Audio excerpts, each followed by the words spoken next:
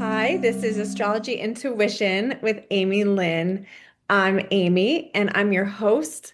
I'm an intuitive astrologer. I take a Western lens with a very intuitive, galactic, evolutionary approach to how I see things. And I use my foundational work as a former therapist to bring in self-development, personal growth, themes of really working with anything that's bringing you hardship or challenge or pain or opportunities for growth, and using your birth chart as a catalyst to expand your consciousness, to come into a deeper sense of self-acceptance and self-love, and to move through your life with some detachment and some understanding of all the energies always being something that influence how you feel and think in your day-to-day life. It's not just you. Don't believe your brain. It might be the energies. So today I'm going to be talking about the new moon in Sagittarius, which is on December 19th, 2025, just before we land into the quietude of the winter solstice. Before I get started, I wanted to invite you to something I'm doing for free this Friday. Um, it's actually happening on the new moon, but it's for the year ahead energies and for the winter solstice. So I'm doing a free hour-ish long presentation of a preview of the 2026 energies. So you can get a little quick handle on how next year is looking, energetically speaking, astrologically speaking.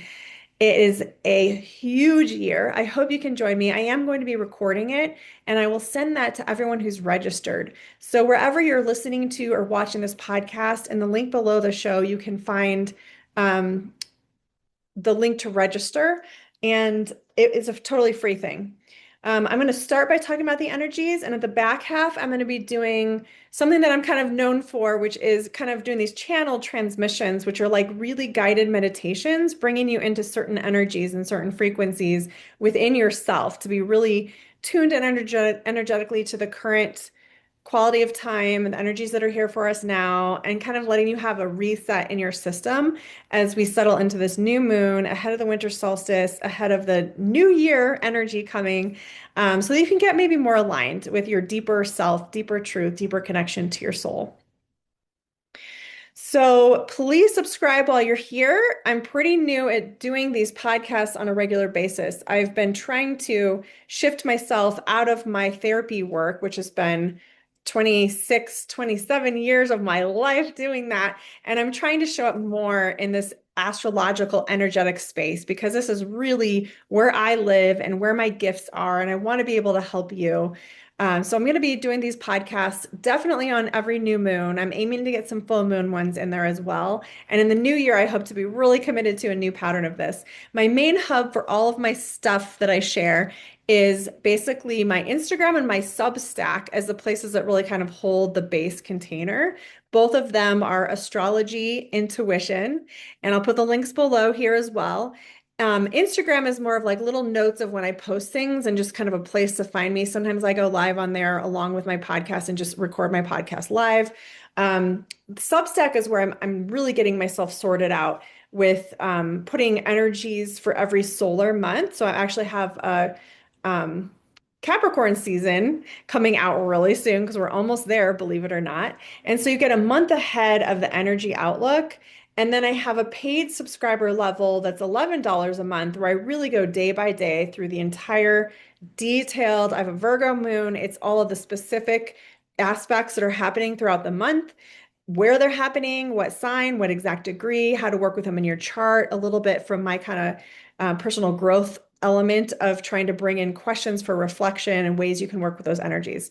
So that's always really the bottom line of what I want to do is to help you get to know your own birth chart deeper and work with that as we move through time and space, which is the astrology of the current time and the transits that are happening now. That's why astrology is very unique and personal for everybody because it's working with the energies in our chart differently based on what your natal chart is. And that's what I teach. I also have a bunch of programming coming up in the new year. Just follow all my stuff. I have a million places to find me, but Substack or Instagram are like a good base place to get everything. You can also text the word astro to a phone number that I'll put below. and get text messages alerts that way too. I'm going to be offering 3 tiers of ongoing monthly mentoring where you learn astrology through learning your own chart. And then there's just different levels of like how much time commitment and how much in depth you want to go into that and how much personal customization. So I'm going to have the tiers listed below too, so you can get a feel for that. You can tell that I am in Sag season right now because one thing when the sun is in Sagittarius, it just takes us up and out and expansive. It's about learning, it's about traveling, it's about being our expanded versions of ourselves. I'm a Sagittarius rising, so I think I've probably talked enough for my intro here. I want to show you the chart and get to the new moon energies, but I just wanted you to know that I have a lot happening, a lot coming, and I'm really excited to work directly with you. I'm also doing year ahead readings. I'll put that below too. It's a lot of stuff. So what I usually like to do for the new moon readings is to show you the actual chart. Even if you can't read a chart, I just find that it gives a really like a felt sense resonance of the energies. And you can, even if you can't tell what's exactly happening, you'll get a feel of the vibration. So if you're watching on video, I'm going to go ahead and share my chart here. If you're not, there's definitely ways you can pull the chart yourself by putting in, I'm in Colorado, so I'm in mountain time. This new moon is exact on Friday, December 19th at 6:43 p.m. So you can actually make a birth chart yourself if you're just listening. You can pause it, make one, and look at the chart too. But what is massive in this chart is squares. There's 16 squares. I'm including some asteroids. I like to work with the asteroids because they really hold the sacred feminine and they're ignored in most conventional and traditional astrology. But they're really important. And so, and when you include Ceres, specifically Vesta and Juno, they're all in squares this around this time as well. So there's 16 squares. Let's just talk about the energy of a square. The energy of a square is uncomfortable. It can be about tension.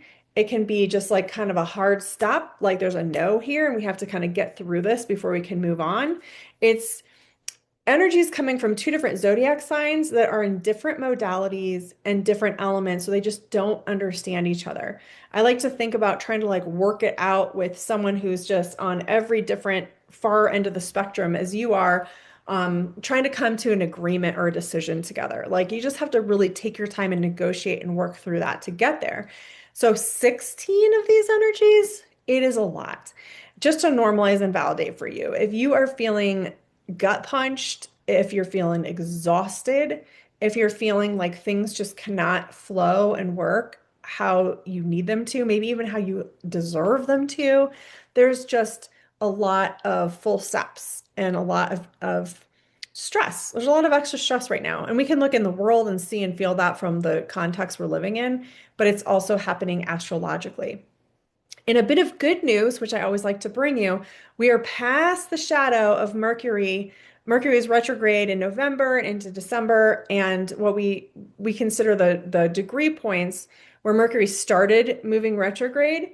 We wait till Mercury gets all the way back to that point and then clears it to say that Mercury has cleared its shadow, which means any of the sloggy, slow, frustrating energy of Mercury is going to be smoother. That means communications are smoother, energies can flow a little bit more, we can move forward how we need to. That said, I'm also thinking about the place where Mercury has been and went retrograde was into Scorpio, which it's like there's like a heavy load, like there's a lot to unpack, is how that feels to me. So and pardon my kind of like informal presentation. I'm just sitting in my office with my notes here and ad-libbing as I go. But I do this in one take. I don't edit. So when I need to put my AirPod away so I don't forget where to put it later and lose it in my pocket, that's why. Anyhow, funny little moments. I like to teach through the reality of things, and that's such a little like dinky Mercury clearing its shadow, like, oh yeah, remembering the details of communication, my AirPods. Anyway, um, so if you're still kind of working through the baggage, working through, the integration of whatever you dug deep on or whatever just came up and surfaced for you, whether you plan to dig deep on that or not, there's a lot to work through. I'm picturing like almost like if you've ever gone to a crystal mine and you're kind of sifting through like tons and tons of maybe interesting rocks, but they're not special crystals, and you're looking for quartz or something, and you have to really sift and shake and dig through and find those little gems. And that's kind of the energy of what we're doing. But it's not easy. And the rocks that we're sort of like pulling through and looking through um, are many, and the gems are few. It's kind of like that energy. So keep looking, keep digging. In fact, the main theme that I'm feeling for this new moon, I'm calling it Keep the Faith. And that has to do with just how I think hard we've been working, how frustrating and difficult and challenging things have been, how much despair energy has been here. There might be personal despair, there might be stuff happening in the collective. Of course, there's stuff happening in the collective. All these things too depend on where the astrology has hit your chart personally. So it really is important to get to know your birth chart if you want to learn and understand more how these events, these lunar cycles, or the transits happening right now affect you personally. We've just gotten through a mutable grand cross. And if you have anything in mutable signs in mid degrees, around 15-ish, I think it happened at 13 degrees, give or take a few degrees in either direction, of Gemini, of Virgo, of Sagittarius, of Pisces, that created a cross energy. And it was very much, it made me feel a lot of the Hanged Man tarot card, like just being in suspension, not being able to choose or move or take action or find clarity. And that's just been sort of like this lagging, ongoing feel. And then we get hit with all these squares, which have been happening like every couple of days and continue. And you can see in the charts, this little red area here, this whole section is squares happening between Sagittarius and Pisces, and then a little bit from Capricorn to Aries, which is going to be where a lot of these squares start to move in the new cycle of the planets changing to more cardinal signs next year, which we'll get to in my little preview talk. For now, what I do want to say, because I like to bring in a little bit of positive before I just stay with all the stuff that's been hard, even though this timeline has just been challenging. There's a lot of exciting opportunities for expansion and raising your consciousness. So even while we're going through the hardship and the tension of the squares, there's a lot of new directions that could be coming in for you. It's a little bit like it or not, or you might not feel like this is the direction you wanted to choose, and it's just being sort of like put in your way as a barrier to make a different choice. But I feel there's a lot of galactic support for opening our consciousness to something more. Part of it is, I love to talk about Third Eye Atlas, the third um, identified interstellar object that has been traveling through our solar system. We still don't really know what this thing is, and it moves closest to the Earth the same day as the new moon, which I don't know. I don't think things are a coincidence. To me, Three Eye Atlas has just been opening us up, showing us something new. There's a new consciousness that is beyond anything we could fathom or imagine that's present and possible for us.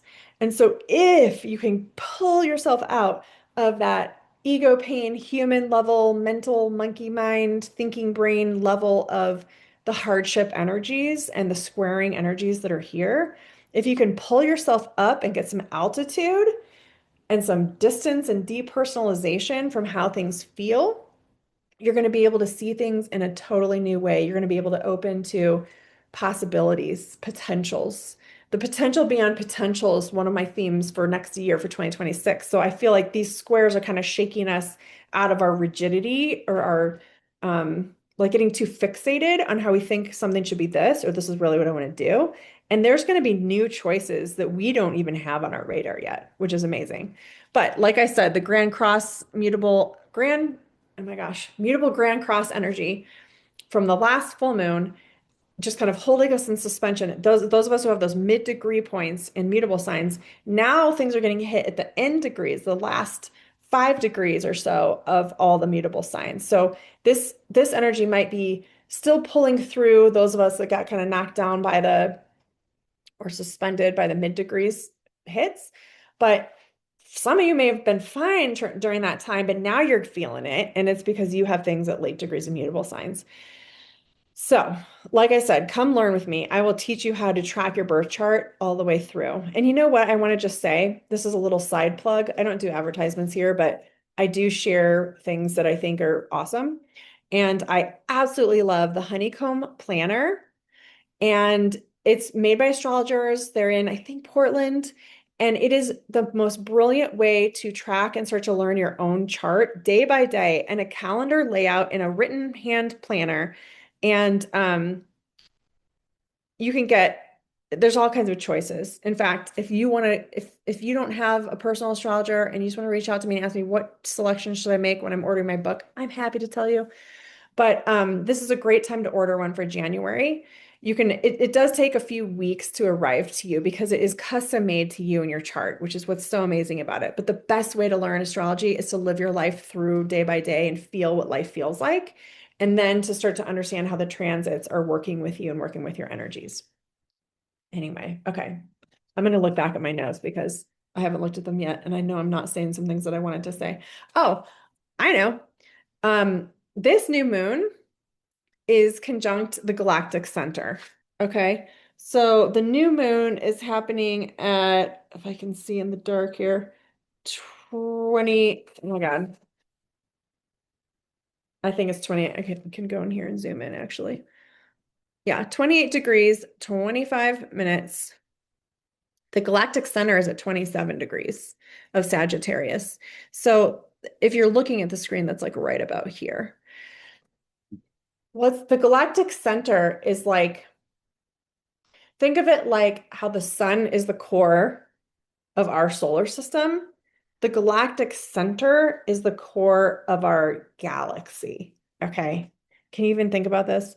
So it's like, I'm going to use scientific words here. It's a gajillion times bigger than the sun. But we're all meaning like, I don't know, all of us beings in the entire galaxy are like moving and oriented toward around the galactic center. So it's like the actual force of magnetic pull or like sort of a gravitational-ish like pull is not toward our sun. That's just us here in our tiny little solar system. But the whole big Milky Way galaxy is moving toward the galactic center or orienting to it. So it's huge consciousness. It's more than we can understand. The fact that it's conjunct the galactic center and Three-Eye Atlas is closest in proximity to the Earth at the same time as a new moon in Sagittarius, which let's just break this down for a second and say, what is a new moon? It's always a beginning, a starting point, a slowing down into listening to that zodiac sign and being with that sign. And the sign of Sagittarius is about expansion, exploration, travel, get out of here, get off get out of your comfort zone and go somewhere, think differently, get bigger, like that kind of energy. So the new moon does want us to, this one in particular, really wants us to sit with what's possible. Okay. So I'm saying keep the faith and sit with what's possible. Open yourself to bigger consciousness. Keep thinking, I might not know the answers to my own questions yet. These squares that are coming in and hitting me, these might not be like might be looking at choice A and choice B, and it's actually choice Z that's going to end up being the right thing for me. Like we might be so far away from even knowing, like we can see the obstacles, but we can't see the potential of what's beyond them. And that's this moon does have this like peeking around a corner to just find another corner kind of feel to it. And I think we're going to know a lot more once we get through that sort of portal of the winter solstice, which is on the 21st at 8:08 a.m. Mountain Time. Okay, let's see what else I'm talking about. Oh, here's the nostalgic part. I mean, there's lots of, for me, this has been a very raw, emotional couple of weeks. I have a lot of personal planets being affected by both the last full moon and this new moon, as well as people who are close to me in my life being affected. So there's a lot of big stuff going on. But one of my pieces that's just like a galactic collective nostalgia feeling that isn't really personal is that we are experiencing the last time in our lifetimes, in our children's lifetimes, where the sun is going to square Neptune in Pisces. And it's happening at the tail end, the last degree of Pisces, the last degree of the entire zodiac wheel. So there's just this quality of, even if you didn't love the feeling of Neptune and Pisces, It's the end of that. It's the end of a 14-year period that has been defined energetically and spiritually by Neptune moving through its home base of Pisces. And there's going to be some big time new cycles starting and reinventions and new dreams coming in that come through in the early part of 2026 as Neptune moves forward and starts the wheel all over.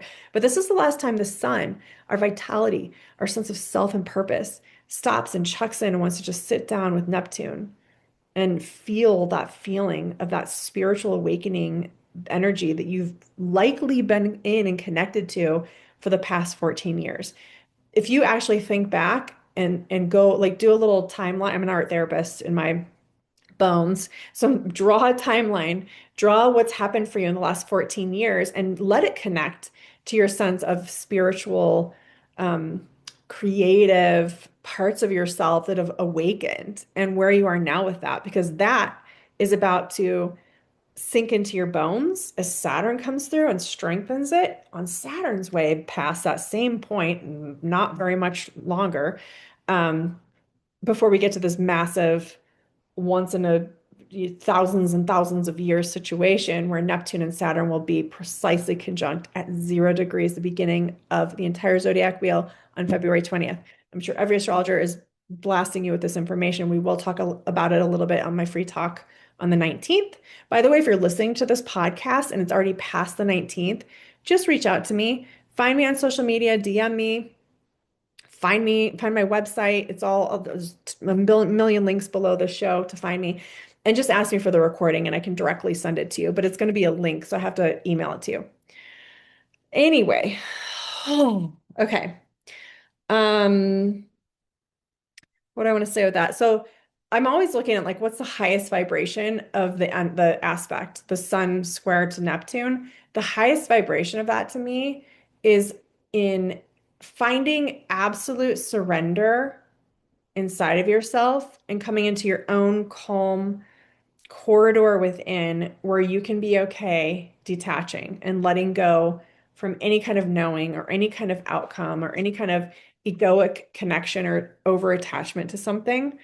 Try to come out of rigidity, try to come out of this or that kind of thinking. Let the universe expand you rather than you expanding out into the universe. Like, let the universe hold you. Let the galactic center pull you out of your comfort zone into something bigger, exploring something you've never explored before. You might be unknowingly limiting yourself to what's really possible. And I'm telling you, the energy of next year, while it's like a lot and it's a lot, it's initiation after initiation after initiation, it's also really the wider the altitude view of that is you don't even know what's possible and you're not going to know. It's like get out of the way with your knowing and just let the universe be there for you. Let the universe hold you.